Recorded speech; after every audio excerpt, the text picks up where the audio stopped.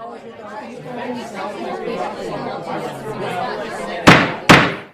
right, my lords, we shall begin. Olá, meus amigos, bem-vindos ao Cast Mister, o seu podcast de teologia reformada, e hoje é o episódio de número 21. Meu nome é Alexandre Rocha e eu amo o triplex de Cristo. Tá certo. Tá parecido com a minha. Eu vou dizer que meu nome é Diego Montenegro e hoje nós vamos finalmente revelar de quem é o triplex. Meu nome é Renan e eu também tinha pensado nessa piadinha infame, mas eu preferi não toquem no ungido do Senhor. Não toquem. Já sabe, se tocar, vai pra vala. Vai morrer comido de bicho. Muito bem, no episódio de hoje nós iremos abordar as perguntas de número 23 a 26 do breve catecismo de Westminster, quais as funções exercidas por Jesus Cristo na obra da redenção, e buscaremos também compreender qual é o significado de cada função e o que isso tem a ver com a nossa relação com o mundo, uns com os outros na igreja e conosco mesmos. E agora vamos para os recados da Abadia.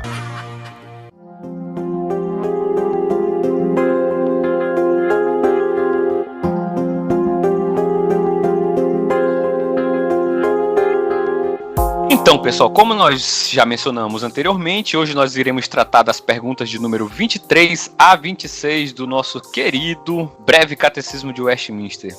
A pergunta de número 23 diz: que funções exerce Cristo como nosso Redentor?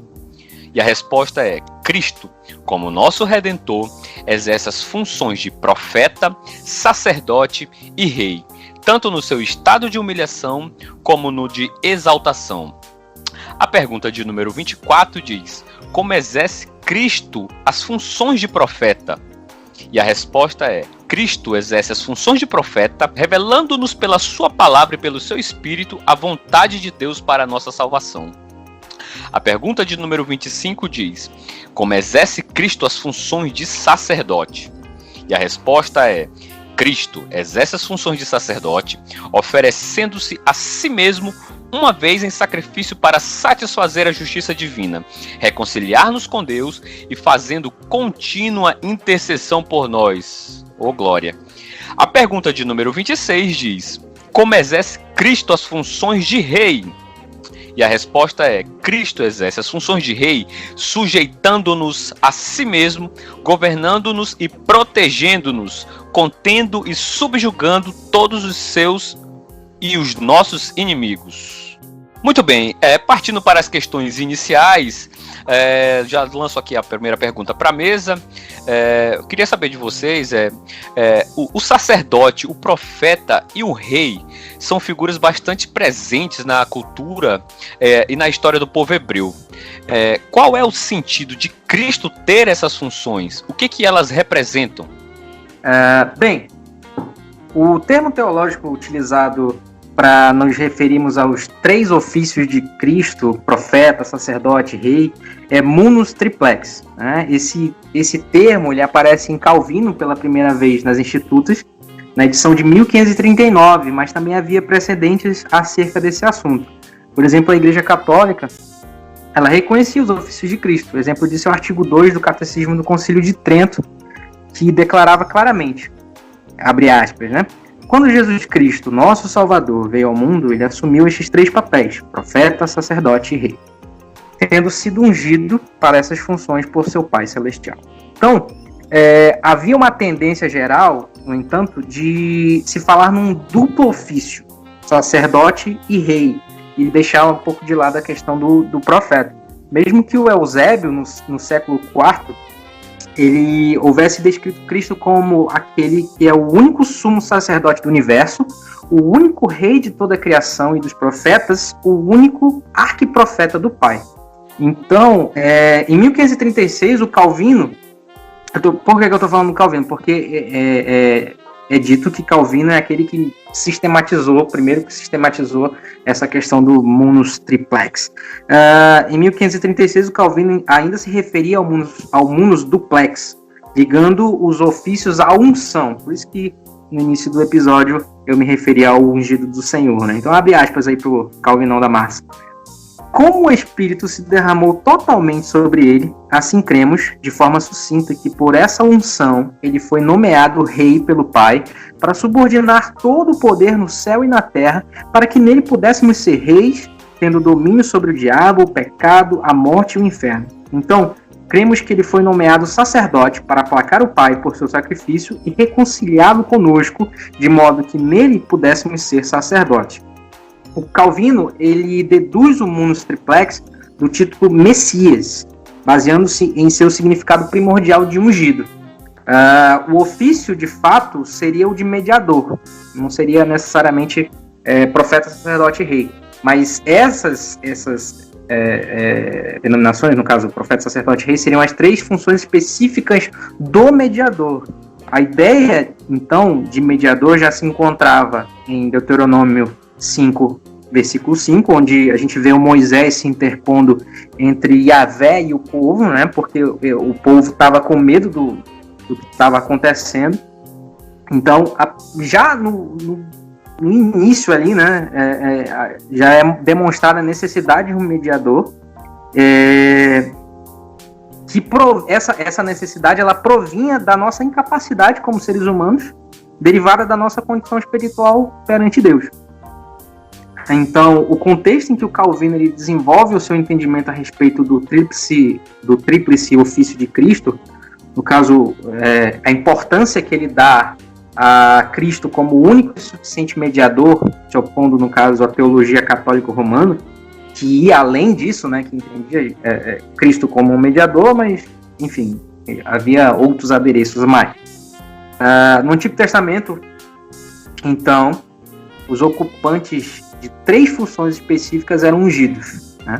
Os reis, caso Saul, ele é ungido rei lá em 1 Samuel 10, versículo 1, e Davi, em 1 Samuel 16, 13. Sacerdotes e sumos sacerdotes também eram ungidos. Um texto que fala sobre isso é Êxodo 29, 7. E os profetas também, eles eram ungidos. Alguém pode argumentar o seguinte, né? Que essa afirmação de Calvino de que sob a lei, profetas, bem como reis e sacerdotes, eram ungidos com óleo, pode parecer um pouco duvidosa, porque não havia, afinal, nenhuma prescrição formal no Antigo Testamento para a unção de profetas. Mas não poderia haver dúvida de que eles estavam falando pelo Espírito. Isso é explicitado em Isaías 61, versículo 1, em que o profeta clama. Abre aspas, o Espírito do Soberano, o Senhor, está sobre mim, porque o Senhor ungiu-me para levar boas notícias aos pobres. Foram estas as palavras, né, do próprio Jesus, quando ele começou o ministério profético dele na sinagoga de Nazaré, como está relatado em Lucas 4, do versículo 18 ao 19. Então, no Antigo Testamento, já que a pergunta faz menção a essas questões no Antigo Testamento e ao povo judeu, o profeta, ele era a boca de Deus ao povo. Pode-se dizer que Moisés foi o grande primeiro profeta e Deus falava com ele face a face, como está lá em Êxodo capítulo 33, versículo 11, e através de Moisés, esse profeta, Deus deu a lei, que consistia em doutrina, instrução, etc., ao povo. Portanto, o profeta é aquele que atua como mediador entre Deus e o povo, levando a vontade de Deus, dizendo ao povo qual é a vontade de Deus e também qual é o caráter de Deus ao povo, né? Deus é dessa forma e ele requer isso e aquilo outro para a vida de vocês. Ainda em Êxodo, acha-se um importante texto que prevê o aparecimento de outro profeta, né, semelhante a Moisés, e regulamenta como avaliar as credenciais de alguém que se diz profeta. Deuteronômio 18, o versículo 15 ao versículo 22. Então, a concepção que o Calvino tem sobre o ofício dos profetas é a seguinte: costumeiramente feito um grande número de declarações e dissertações sobre o ofício dos profetas, mas, na minha opinião, o caminho mais curto para tratar deste assunto é relacionar os profetas à lei, de onde eles derivam sua doutrina como um rio de uma fonte. Está lá no prefácio ao comentário de Isaías, feito por Calvino. Então, mais do que prever o futuro, como a gente pensa, profeta, né? Pô, ele vai trazer uma palavra referente ao futuro, né? Mais do que prever, então, o futuro, a tarefa básica de um profeta, ela sempre foi revelar de forma falada e vivida, né? Ele não podia ter essa incoerência entre a pregação e a sua própria vida, a vontade de Deus a Israel. Por exemplo, um grande sociólogo chamado Max Weber, ele traça o tipo ideal de um profeta. Lá na Sociologia da Religião, ele vai falar que o profeta é aquele que traz uma mensagem nova, geralmente relacionada a uma revolução social, né? No caso do profeta de Israel, não. Ele tinha a lei e ele tinha que conclamar o povo a voltar para essa lei ou profetizar contra o povo, né? Mediante essa lei. Ou seja, ele não trazia nada de novo necessariamente, mas ele já tinha toda uma base pela qual ele operava. Quanto ao sacerdote, o segundo ofício principal que aparece na história da nação de Israel, antes que houvesse nação, ao aparecimento do primeiro e maior, no entanto obscuro, né, sacerdote bíblico, Melquisedeque, que eu acho que alguém vai mencionar depois. Esse é um assunto muito interessante.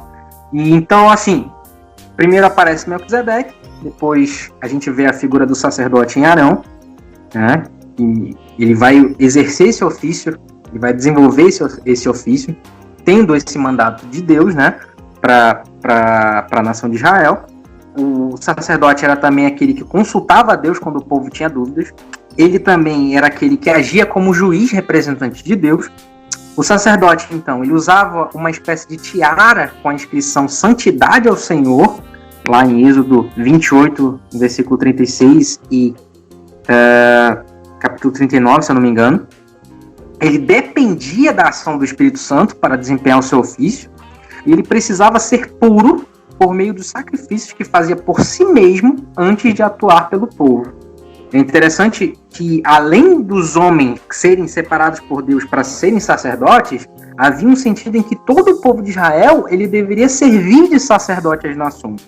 O Antigo Testamento ele previa de forma tênue que uma ordem sacerdotal superior à de Arão seria instaurada no futuro. E rei, né? O outro ofício, o ofício real ele não começou em Israel da mesma forma que os outros dois, sacerdote e profeta. Mas o interessante é que ele começa como uma rebeldia a Deus, né?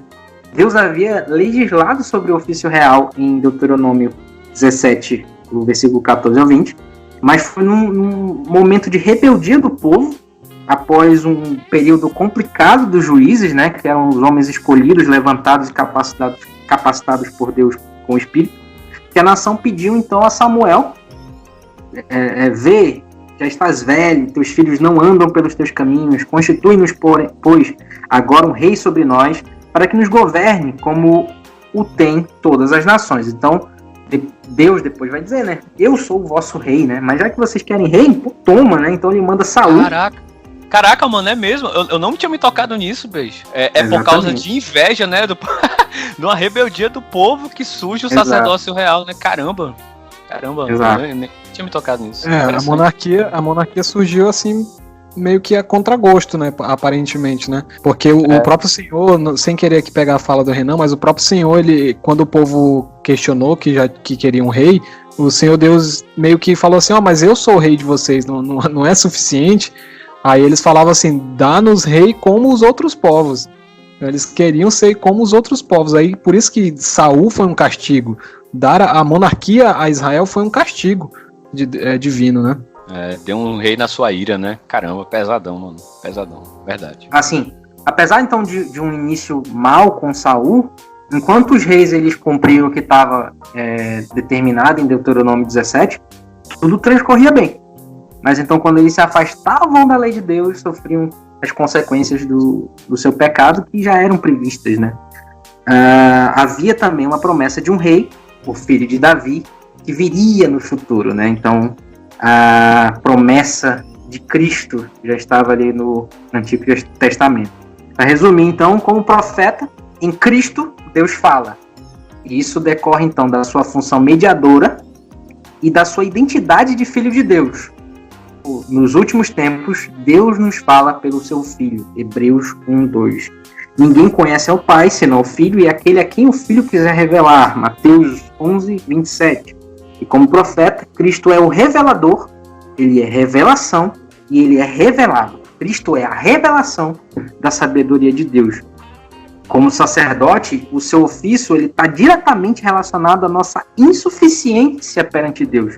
A Confissão Batista Londrina de 1689 afirma: por causa de nossa alienação de Deus e da imperfeição de nossos melhores serviços, precisamos de seu ofício sacerdotal para nos reconciliar e apresentar aceitáveis a Deus.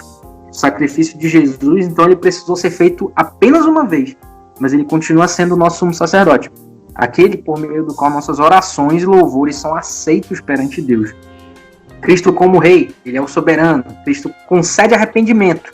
Perceba bem, então, que o arrependimento ele não vem do arrependido, né? É Cristo que concede o arrependimento para que a pessoa se arrependa. Cristo concede arrependimento ao impenitente, o cara não é nem penitente, né? E dá perdão ao culpado. Ele é o ideal supremo de governante, pois ele executa justiça e juízo. Ele protege o seu povo dos perigos, ele compra escravos, no caso, escravos espirituais, de modo que ele reina sobre a vida dos seus servos, não permitindo que o pecado ele reine sobre nós. Poucas coisas, então, só para terminar agora, finalmente, dão tão conforto e segurança quanto saber que quem governa é alguém digno de confiança, é justo, é forte, etc. A realeza no Antigo Testamento, ela tinha a ver com a fidelidade ao pacto. Então, o primeiro dever do rei era viver uma vida exemplar de fidelidade ao pacto de Deus. Isso claramente se encontra no comando de Moisés aos futuros reis de Israel, né? No Deuteronômio 17. E o rei, então, ele deveria julgar com justiça e deveria confiar na provisão de Deus quando os inimigos lançassem ameaças. Jesus foi tudo isso. O Renan ele já tocou aí no aspecto histórico da doutrina do munus triplex, que justifica, inclusive, porque que tanto a entrada do Alexandre como a minha teve essa piadinha infame com o triplex. Então, decorre daí do nome latino dessa doutrina. E voltando aqui ao aspecto histórico dela, eu gostaria de fazer assim, um retrospecto, né? Na pesquisa que eu fiz aqui, eu consegui encontrar os primeiros vestígios dessa ideia em Justino Marte, que falou lá naquele diálogo dele com Trifão sobre os ofícios em que Cristo atua.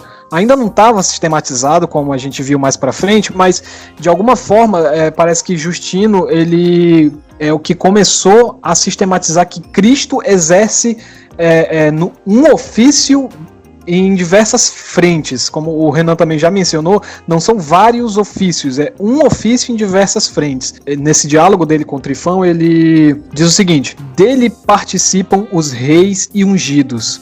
Todos os que são chamados reis e ungidos, da mesma forma como ele recebeu do seu pai o fato de ser rei e Cristo, sacerdote, mensageiro e todos os outros títulos que ele tem ou teve. Jesus existe antes de tudo e é o eterno sacerdote de Deus, rei e ungido. Isso é Justino Marte, que viveu ali no comecinho do século II, falando que Cristo exerce aí esses ofícios de mensageiro, que a gente pode interpretar como profeta, e aí ele fala de rei e fala de sacerdote. Então, a base estava lá, ainda que não muito sistematizado, e aí a gente pula já para Eusébio de Cesareia, que é quem faz essa relação desses ofícios da sociedade hebraica com o ofício de Cristo, né? Eusébio fala assim que Moisés foi o primeiro a conhecer o nome de Cristo como o mais augusto e glorioso quando recebeu a entrega de figuras, símbolos, imagens misteriosas e coisas do céu, conforme a voz que lhe dizia: vê, pois, que farás todas as coisas segundo o modelo que foi te dado no monte. E celebrando o sumo sacerdote de Deus, tanto quanto é possível, a um homem proclama o Cristo. Então lá no Êxodo, quando Moisés recebe aquelas revelações no alto do monte, pela primeira vez Deus chama alguém de ungido. Pela primeira vez alguém é chamado de ungido. E aqui é interessante notar que a palavra ungido no hebraico, ela é a palavra Mashiach, né, da onde a gente tira o nosso Messias, né? Então Moisés ali, de alguma forma, tipifica o Messias, tipifica o Cristo ungido, né?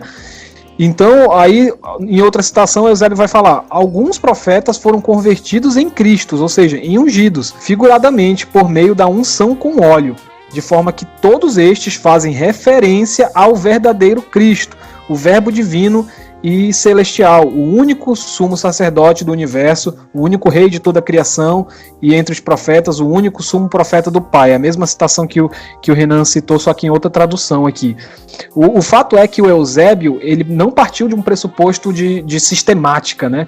de sistematizar como que Cristo atua na redenção, mas ele percebeu que essa palavra ungido, Mashiach no hebraico e Cristo no grego, essa palavra tem uma relação direta com o ofício de rei, de sacerdote, de profeta, porque eram os 3 ofícios que necessitavam de unção, né, como o Renan também já citou. Mas enfim, prosseguindo aqui na história, João Crisóstomo, também no século IV, vai dizer que Cristo tinha 3 dignidades. Ele fala isso lá nas homilias dele de 2 Coríntios, capítulo 1. Ele menciona que Cristo é quem nos dá a unção, quem nos marca com o seu selo, e aí ele menciona tanto o ofício de sacerdote, como de rei e de profeta. Então essa tradição do munus triplex, ela se estabelece aí e se consolida até o século IV.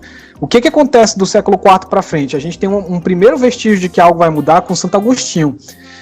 Santo Agostinho, ele tem um tratado chamado De Consenso Evangelistarium, que é traduzido como Sobre a Harmonia dos Evangelhos, em que ele fala que cada evangelho ele alude a uma característica de Cristo. E Agostinho pega os evangelhos, 4 evangelhos, ele diz que Mateus foca na realeza, Marcos na humanidade, Lucas no sacerdócio e João na divindade, ou seja, ele pega 2 ofícios aqui, ele pega a realeza de Cristo, Cristo como rei, e o sacerdócio, Cristo como sacerdote. Essa é a base do duplo ofício, né, que o Renan também mencionou, e esse duplo ofício, Cristo como rei e sacerdote apenas, seria a ideia que iria ser majoritária na Idade Média. Então, na Idade Média, o triplo ofício de Cristo, ele meio que caiu em desuso. Não é que ele deixou de existir, mas ele caiu em desuso. Era o que era mais frequentemente citado pelos membros da escolástica e em todo o período da Idade Média. Tomás de Aquino até tem uma menção a um triplo ofício de Cristo, mas não é esse mesmo que a gente citou antes de rei, sacerdote e profeta. É uma outra questão que Tomás de Aquino toca, mas, como eu disse, de forma geral, permanece o duplo ofício na Idade Média. E aí, quando a gente chega a Lutero na Reforma Protestante, é interessante notar que o Lutero ele não rompe de primeira com essa questão do duplo ofício. Lutero ele se refere a uma dupla honra do sacerdócio e da realeza de Cristo. Ele fala isso naquele livro da Liberdade Cristã. Ele diz o seguinte, abre aspas para Lutero aqui: seu sacerdócio não consiste na exibição externa de vestimentas e gestos, mas em coisas espirituais, nas quais o seu ofício invisível. Ele intercede para nós com Deus no céu, e lá se oferece, e cumpre todos os seus deveres de um sacerdote. Como Cristo, por sua primogenitura, obteve essas 2 dignidades, assim ele as comunica e comunica a todo crente nele. Aí Lutero e Melanchthon, eles deram continuidade a esse uso medieval do duplo ofício. Nesse mesmo texto, Lutero se refere a Cristo apenas como sacerdote e rei. Então o ofício profético de Cristo ele fica de lado.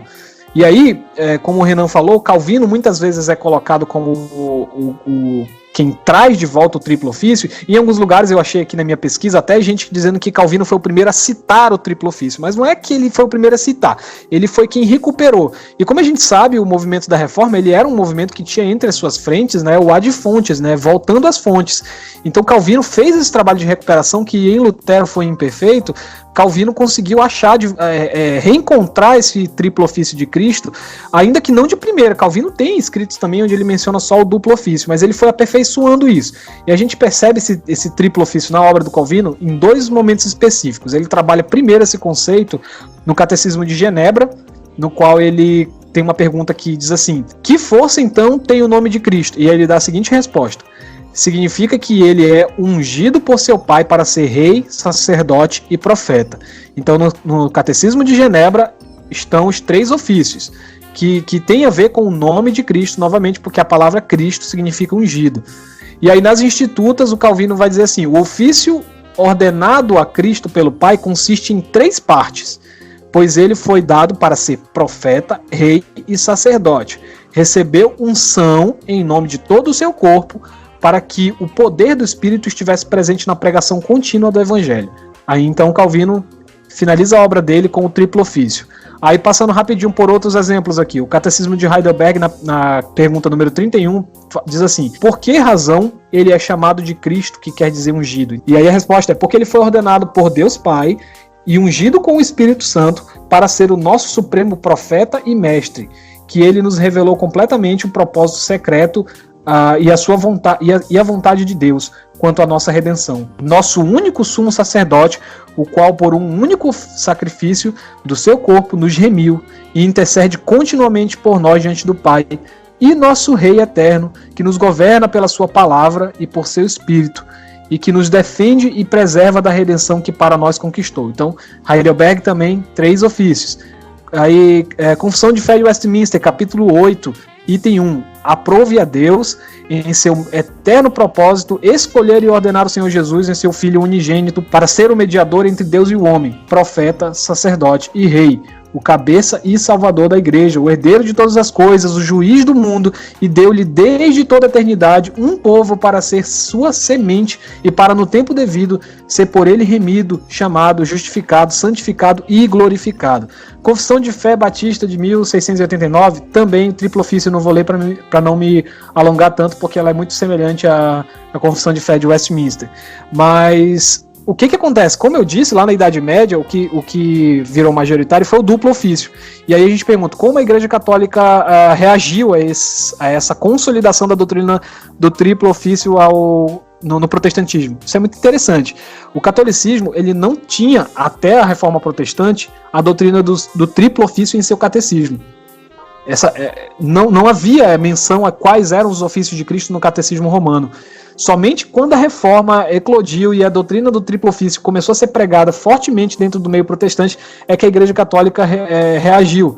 Então, no catecismo do Concílio de Trento, e aí para quem não sabe, o Concílio de Trento foi um concílio convocado pela Igreja de Roma para responder algumas objeções do protestantismo. Então estava ali a reforma acontecendo, e aí o Concílio de Trento foi chamado de o Concílio da Contra-Reforma, né?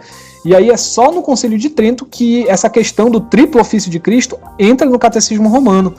Né? Diz assim: ora, quando veio a este mundo, nosso Senhor Salvador Jesus Cristo tomou sobre si o tríplice encargo e função de profeta, sacerdote e rei. Mesma citação que o Renan leu.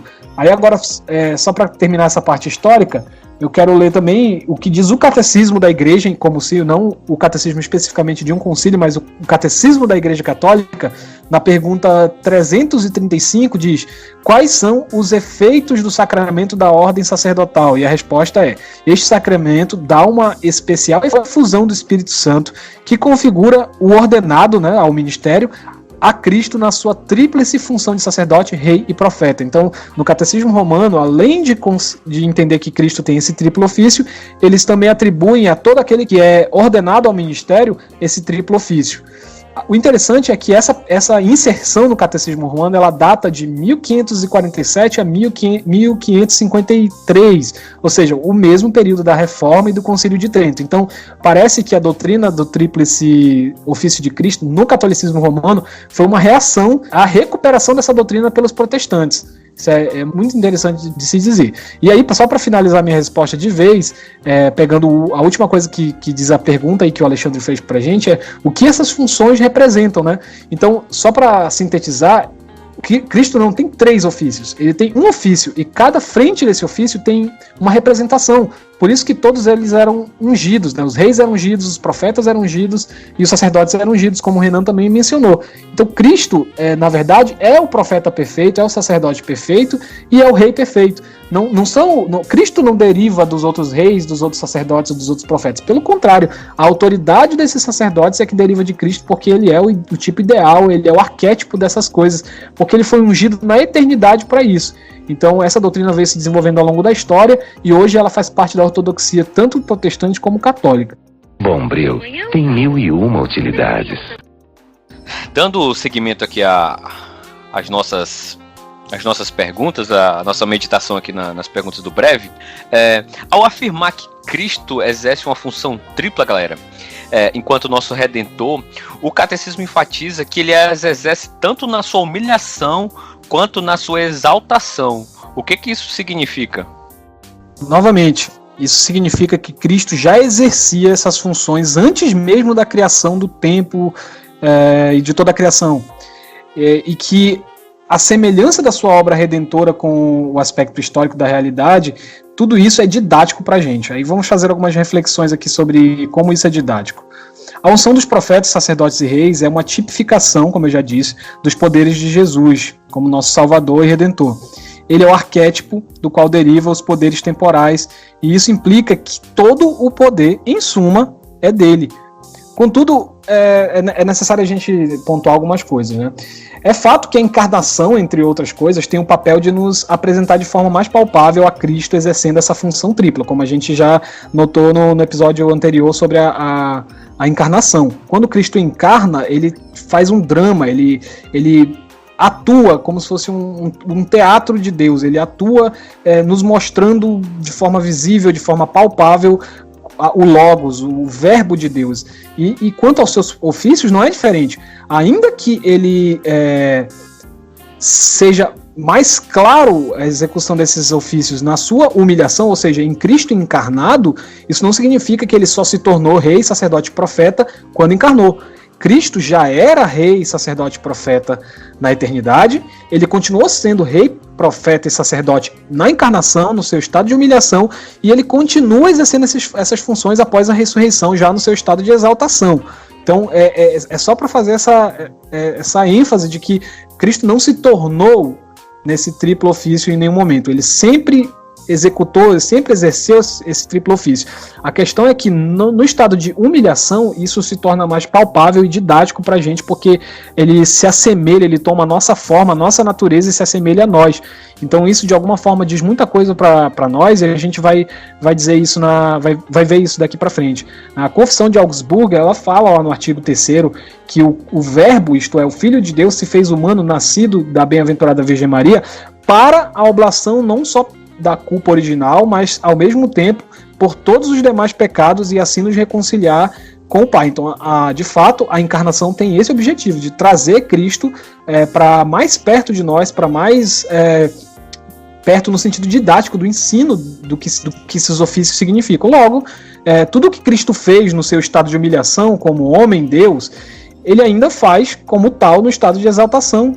E tudo isso pertence ao seu divino ofício e à sua obra, e não a um estado específico de Cristo. Cristo sempre fez esse triplo ofício e ele sempre vai exercer esse triplo ofício.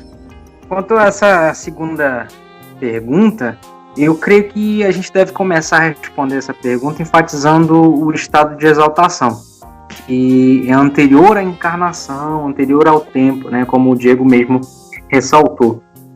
Podemos relacionar o ofício de profeta ao exercício da palavra que traz boas novas, renovação, transformação e criação. Cristo, ele é a palavra criadora do Pai. Isso está lá em Gênesis 1, versículo 3, e João, capítulo 1, versículo 1 ao 4.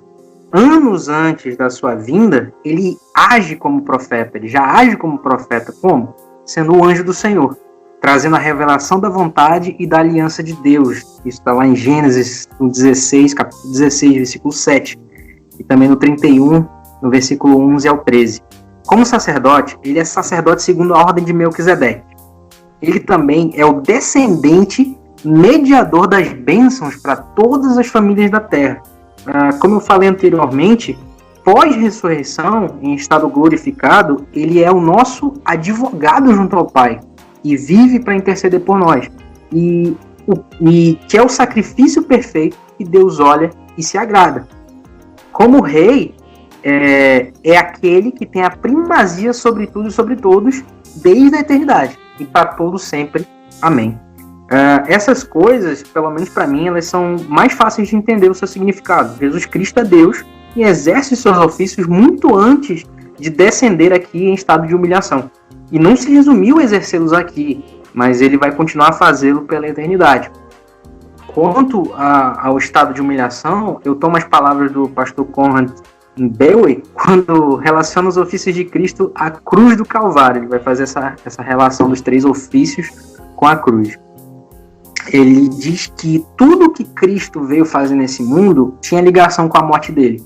Nenhum juízo de Deus, seja do Éden, quando ele expulsou o homem e a mulher do Éden, passando por Sodoma, Gomorra, bem como as tribulações dos últimos tempos, nada dessas coisas, nenhum desses juízos de Deus, eles se comparam ao Cristo pendurado na cruz. Nem o inferno ele se compara ao que Cristo sofreu na cruz, porque ali ele estava recebendo a ira do próprio Deus. Afinal, Deus precisava punir o pecado, pois ele odeia o pecado. Sendo assim, a cruz é o lugar por excelência onde a gente pode aprender sobre Deus, porque ele amou o mundo de tal maneira que deu o seu filho, ele deu o seu filho por um mundo cheio de pecado.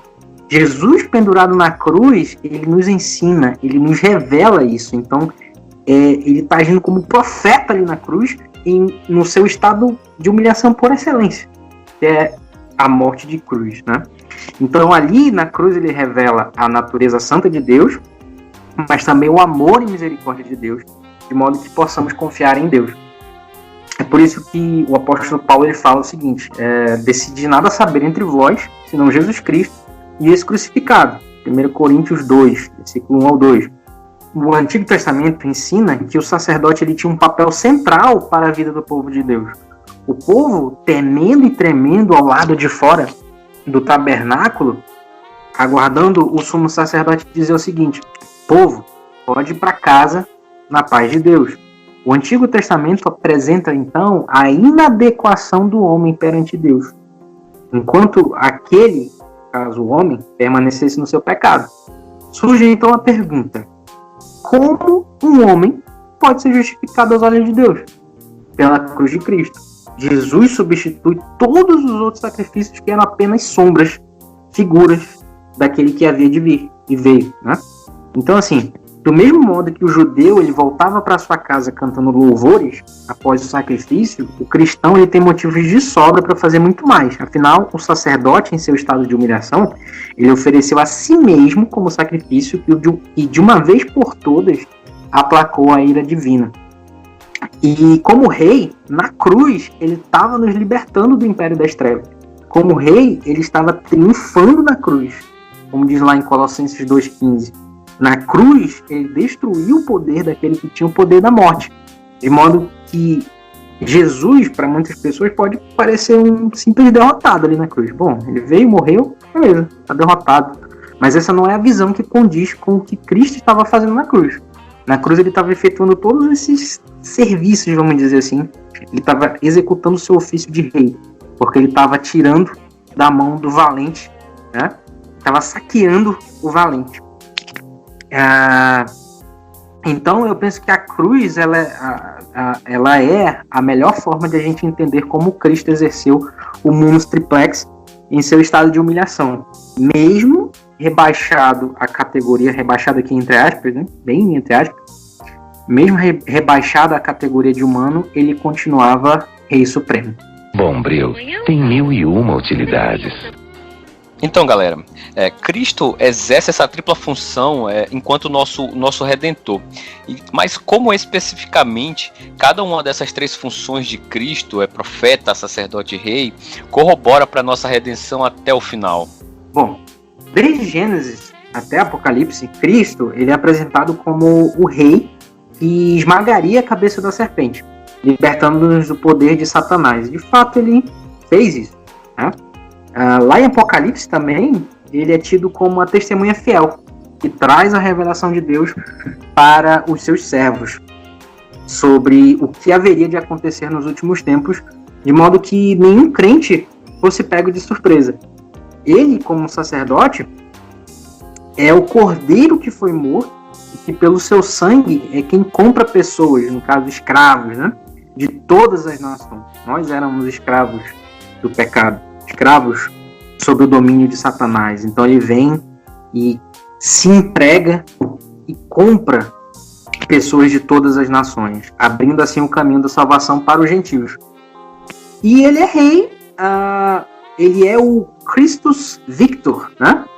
Cristo vencedor, aquele que guerreia pelo seu povo nas regiões celestiais, é aquele que guia a história e provê tudo o que o povo dele precisa para que esse mesmo povo ele passe pelas eras históricas de forma segura, né? Então, ele é esse Cristo vencedor que guerreia pelo seu povo. Enfim, Cristo, ele é líder, então ele é o rei supremo. Ele é a propiciação pelo pecado dos povos, então ele é o sacerdote, e quem nos traz a vontade de Deus do início ao fim. Ele é o nosso profeta. Então, todas essas ações de Deus, elas corroboram completamente para a nossa redenção até o fim, porque ele é aquele que intercede por nós, ele é aquele que nos guia no caminho do Senhor, ele é aquele que literalmente nos salva do império das trevas. Pegando o gancho aí no Renan, eu acho que a própria natureza de cada aspecto do triplo ofício de Cristo, ela já serve de alguma forma para direcionar uma resposta para essa pergunta. Como profeta, Cristo ele tomou para si a missão de revelar o Deus e Pai dele nosso. Assim, enquanto a gente tiver Cristo como nosso Redentor, nunca vai nos faltar a perfeita revelação de quem é esse Deus. Esse ofício profético de Cristo serve justamente para isso, para tornar claro, para tornar acessível esse Deus de nós, seres humanos caídos. Então, essa é uma primeira garantia. Enquanto Cristo for o nosso Redentor, sempre teremos uma imagem perfeita do Pai e revelação exata de quem é o Pai.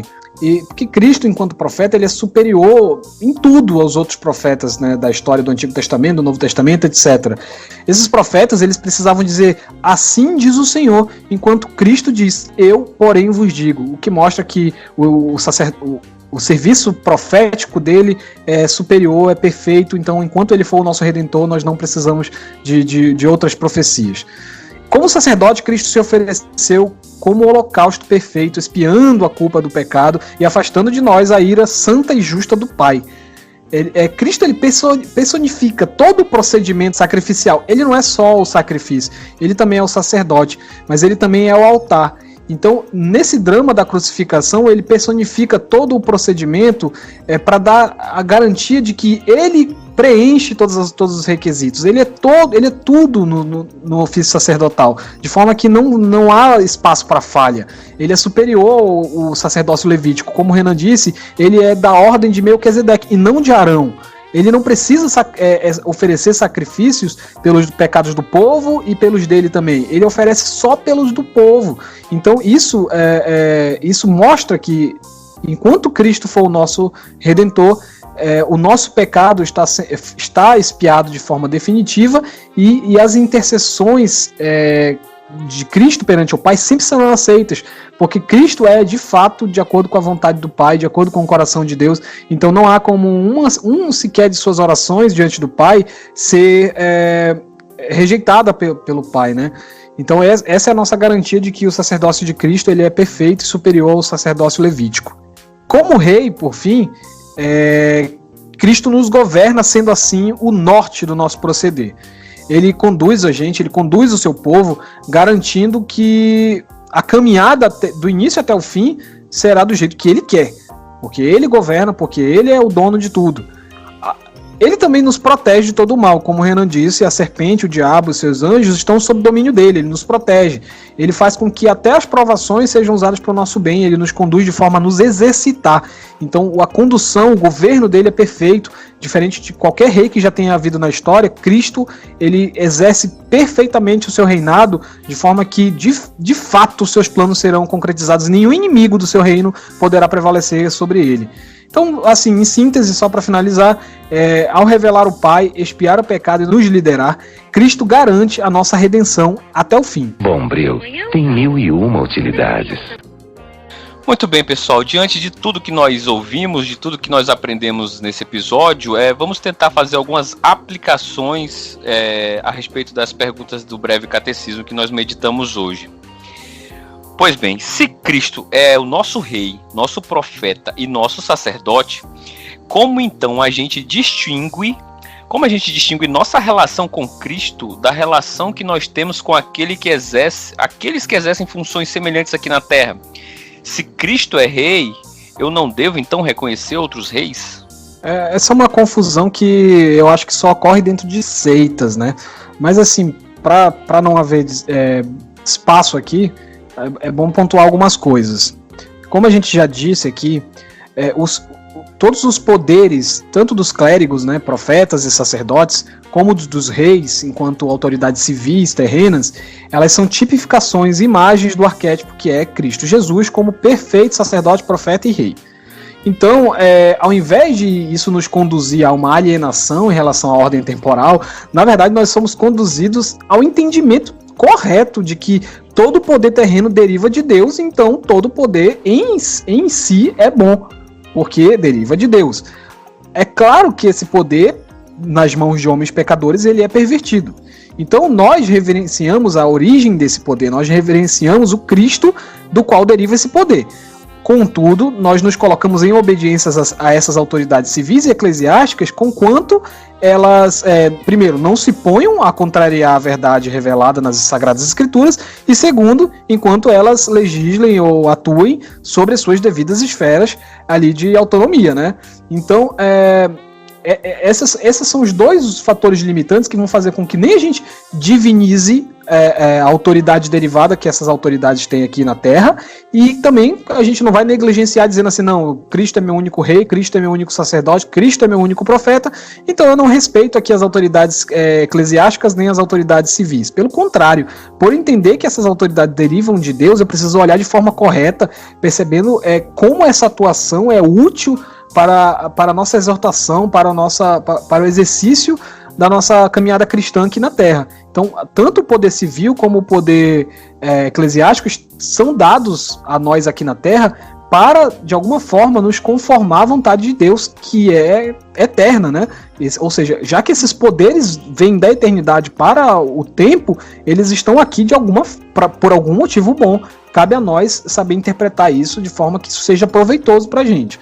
Então, basicamente é esse o fator limitador. Mas, em todo caso, o procedimento da gente, né, enquanto cristão, enquanto crente, para com as autoridades, tanto as civis como as eclesiásticas, esse procedimento ele sempre vai buscar reconhecer a fonte da autoridade. Quando uma pessoa dita cristã olha para uma autoridade e não reconhece a fonte desse poder, já quebrou praticamente com essa doutrina, porque ela vai estar fazendo um recorte, vai estar fazendo uma repartição ali, acho que diria até epistemológica do que é a autoridade de Cristo, né? Ele estaria separando as autoridades, sendo que toda autoridade na verdade deriva de Cristo. Quando a gente fala dos três ofícios dele, ou do ofício dele nessas três frentes, a gente sempre destaca que Cristo exerce sacerdócio, reinado e ele é profeta sobre a igreja. Mas isso não significa que Cristo não tem autoridade sobre as outras esferas. É interessante dizer que Cristo diz que todo poder, toda autoridade foi dada nos céus e na terra. Então o poder de Cristo ele é arquétipo não só para o governo eclesiástico, mas também para o governo civil. Então é por isso que o nosso olhar sempre vai ser muito cuidadoso, sempre a gente vai ter muito cuidado com a forma com a qual nós nos relacionamos com as autoridades civis e eclesiásticas, né? É por aí. Bom, isso é quase uma pergunta retórica, né? Mas essa pergunta ela causa certos problemas quando a gente se refere à nossa atitude perante as autoridades.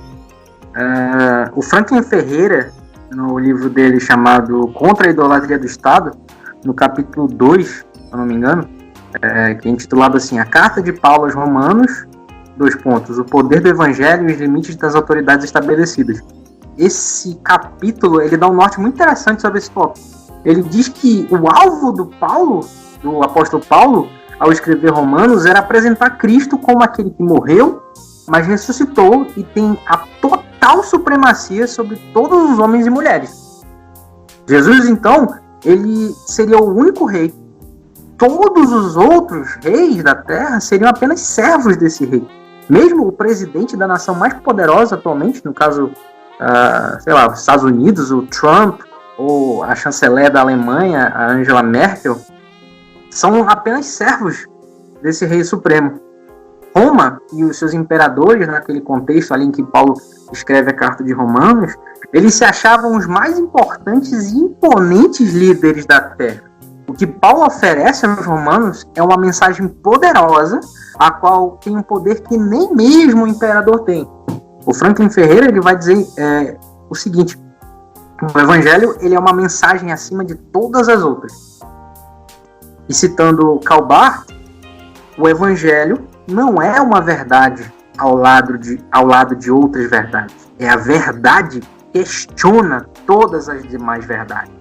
Dessa forma, Cristo, o único rei, é quem estabelece os critérios que um rei servo, vamos colocar assim, deveria desempenhar. A sujeição aos reis da terra, ela se dá porque é Deus quem institui todas as autoridades que executam apropriadamente suas funções. O ponto central é que o único absoluto não são as autoridades instituídas, e sim Deus, que as estabelece. Mesmo que Paulo lembre o cristão de seu dever de honrar o Estado e honrar as autoridades, ele vai relativizar esse poder, tanto do Estado, do governante, etc. Devemos reconhecer os reis da terra, respondendo à pergunta, né? Mas sempre tendo em vista que eles servem e devem se sujeitar ao rei do universo, que é Cristo. É isso. Eu lembrei agora de uma palestra que eu estava assistindo do Guilherme de Carvalho. Ele fala algo justamente nesse sentido, né? De que os imperadores no primeiro século, os imperadores romanos, né? Achavam-se deuses, né? E queriam adoração, né, para si. E o cristianismo veio com a ideia de exclusividade, né? Então só Jesus deve ser adorado, né? Então, pegando esse gancho e tentando fazer uma aplicação para nós hoje, no sentido da política, o Guilherme fala algo muito interessante. Ele fala assim que a visão cristã do Estado não é que o Estado deva ser cristão. Existe uma série de razões pelo Estado não deve ser cristão. Mas essa não é a visão cristã do Estado. A visão cristã do Estado é que o Estado não deve ser Deus. Então, eu achei essa sacada genial, porque é justamente isso. Todo Estado totalitário, todo governo que se propõe a ser absoluto, a querer devoção absoluta para si, é um ídolo, se transforma num ídolo, né? E nós só temos um Deus que é Jesus, nós só temos um Senhor, e nós só adoramos a esse Senhor.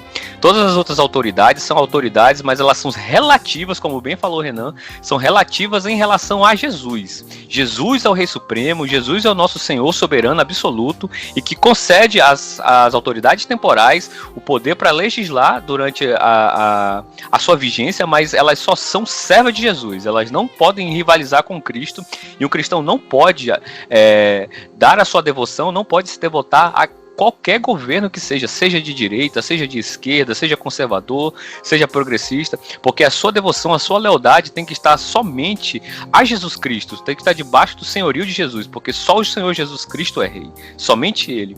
Isso serve inclusive no âmbito da família. Uma esposa que se devota ao seu marido incondicionalmente, ela está transformando ele num ídolo. O marido que transforma a sua esposa num ente absoluto, ele está transformando ela num ídolo. A mesma coisa com os filhos. Nós não podemos transformar os bens que o Senhor nos dá em deuses. Nós não podemos absolutizar a criatura. Nós não podemos transformar as bênçãos de Deus em maldição. E nós fazemos sempre isso, sempre que nós colocamos essas coisas no lugar de Deus. Sempre que nós desenvolvemos uma relação de incondicionalidade com as bênçãos de Deus, nós estamos transformando as bênçãos de Deus num ídolo. Eu tinha até escrito um texto em relação a como os ofícios de Cristo influenciam a masculinidade, principalmente no casamento, né? Tá muito agora na moda falar sobre masculinidade, tem dado muita polêmica a respeito disso, né? Alguns se excedendo, algumas pessoas com princípios legalistas em relação ao que é a masculinidade bíblica, a masculinidade cristã. Aí, pensando no nosso episódio a respeito dos 3 ofícios de Cristo, eu resolvi escrever algo. Inclusive, eu vou disponibilizar esse texto tanto no meu Facebook, você pode procurar lá, Alexandre Rocha, quanto no Instagram e no Facebook do Castminster. Eu vou citar só um trecho do texto, que talvez seja edificante para vocês, eu espero que seja útil, seja edificante, partindo do que nós já ouvimos a respeito dos 3 ofícios do Senhor. Nós somos chamados a sermos profetas, nós homens, maridos, somos chamados a ser profetas, revelando à nossa esposa e aos filhos o caráter de Cristo mediante a Escritura e o nosso viver impactado pelo Evangelho. Portanto, não nos cabe subjugar mulheres e ninguém mais através de imposições arbitrárias e ou violentas. Nós somos também chamados a sermos sacerdotes que intercedem junto ao trono da graça por nossa família. O homem cristão que largou a oração em favor dos seus especialmente, necessita de arrependimento e retorno ao Evangelho que perdoa pecadores. Portanto, que nós sejamos conhecidos nos céus como homens intercessores. Nós somos também chamados a sermos reis no nosso lar, mas não no sentido opressor, mas um rei à semelhança de Jesus, que veio não para ser servido, mas para servir e dar sua vida em resgate de muitos, como diz Mateus 20, 28. Portanto, que nós sejamos protetores do lar em serviço amoroso pela causa do Senhor Jesus Cristo. Então nós vemos que o triplo ofício de Cristo nos dá uma bagagem para nós aplicarmos de forma prática tudo isso que nós aprendemos na nossa família, para que nós glorifiquemos o nome do Senhor. Bombril tem 1001 utilidades. Partindo agora para a última pergunta aqui do episódio, como a atuação de Cristo em seu triplo ofício deve moldar nossa forma de... Partindo para a última pergunta aqui do nosso programa, como a atuação de Cristo em seu triplo ofício deve moldar nossa forma de nos relacionarmos com os irmãos na igreja e com os não crentes e até conosco mesmo? Bom, respondendo essa pergunta muito, muito, muito importante, o que Jesus é e realiza se demonstra através dos seus ofícios. No entanto, guardadas as devidas proporções, a gente é chamado a nos conformarmos à imagem dele. Portanto, nós somos instigados a sermos profetas, sacerdotes e reis. Sempre lembrando, guardadas as devidas proporções. Como profetas, nós devemos ensinar as coisas de Deus, as coisas que Deus revelou sobre o seu Filho, ou seja, a gente deve pregar a palavra de forma a trazer juízo e salvação por meio de nossas palavras ao entregar o evangelho às pessoas que estão dentro ou fora da igreja. Não é que a gente vai salvar as pessoas, a gente vai apenas levar a palavra de salvação ou de juízo, né? Como sacerdotes, nós devemos cuidar dos nossos irmãos, cuidar deles nas suas necessidades, orar a Deus para que proteja e abençoe os nossos irmãos, bem como orar por misericórdia e perdão de Deus por aquele que está em falta, interceder a Deus pelos perdidos, para que eles cheguem ao pleno conhecimento da verdade, para que eles cheguem ao arrependimento. Devemos ser sacerdotes dos nossos lares, né? Conduzir bem as nossas casas, maridos amando a esposa como Cristo amou a igreja, as mulheres sujeitando ao seu marido, filhos obedecendo os pais. Então, como reis, devemos levar todo o pensamento cativo a Cristo, como diz lá em 2 Coríntios 2, no versículo 15. Assim também como ensinar e pregar a obediência ao Rei dos Reis. A minha aplicação vai nesse mesmo rumo do Renan, e a questão de Cristo chamar para si essas 3 atividades no seu ofício de Redentor significa que, estando nós nele, nós estamos comissionados a fazer parte desse ministério, né?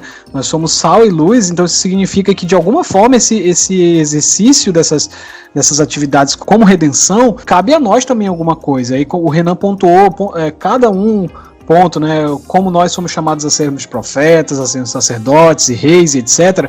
E eu diria que, ao nós entendermos esse chamado de Cristo a nós estamos sendo santificados, assim como ele, e aqui de novo referência ao nosso episódio sobre encarnação, assim como ele foi aperfeiçoado enquanto aprendia o seu ofício, enquanto trabalhava para a missão aqui veio a este mundo, né? Então assim também é conosco.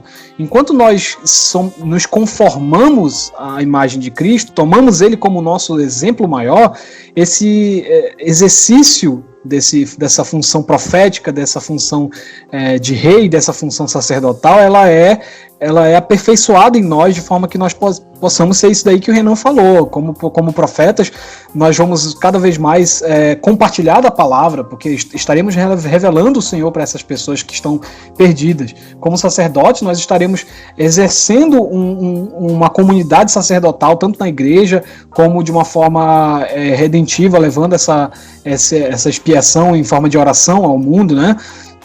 As nossas orações por nossos parentes que não são cristãos, etc. Nós estaremos exercendo de alguma forma uma intercessão sacerdotal. E como reis, nós estaremos trazendo o reino de Cristo à terra de forma que os seus inimigos sejam, por nosso meio, destruídos, né? Então, assim, o que eu queria dizer é que não só nós somos chamados a exercer essas funções, mas nós também somos chamados a sermos santificados por meio dela. Isso leva à necessidade de olhar os nossos irmãos como nossos co-participantes nessa missão. E aí isso me lembra aqui, aplicando principalmente ao ofício de rei, que Cristo disse que o reino dividido não subsiste, o que significa que se nós temos esse chamado comum, se nós todos somos sacerdotes, reis e profetas debaixo da supervisão de Cristo, se nós lutarmos por objetivos diferentes dentro desse reino, dentro dessa comunidade sacerdotal e dentro dessa escola profética, digamos assim, nós vamos estar nós mesmos sabotando esse projeto. E nós mesmos vamos estar sabotando a missão de Cristo aqui na Terra. Mas nós sabemos, por fim, que as portas do inferno não vão prevalecer sobre a igreja. Então, nós temos que ter essa confiança de que, assim como ele executou a sua função de forma perfeita, ele não vai deixar que nenhum se perca. É assim que ele ora ao Pai lá na oração sacerdotal, né? Cristo, como sacerdote, orando ao Pai, ele diz que não deixou que nenhum dos deles se perdesse, né? E que ele orava naquele tempo já, não só aos que já tinham sido salvos, mas aos que ainda viriam a crer. Então nós também temos que ter essa disposição de atuar nesse mundo, não só pelo que Deus fez por nós, mas pelo que Deus ainda tem a fazer nesse mundo através de nós.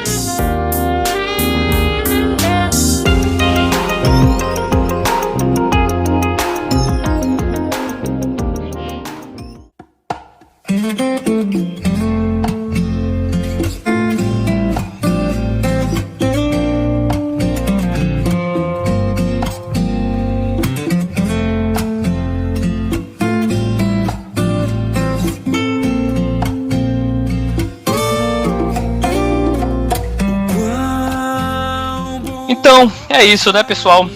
Um episódio um pouco mais longo, mas com muita informação bacana. Aprendi bastante aqui hoje, gostei demais. Espero que vocês também tenham gostado, que seja edificante para a vida de vocês. Pedimos mais uma vez que sigam-nos nas redes sociais, no Facebook, no Instagram, no nosso grupo lá no Telegram também. Nós voltamos daqui a 15 dias, se o Senhor assim permitir. Um grande abraço a todos e valeu! Valeu! Valeu!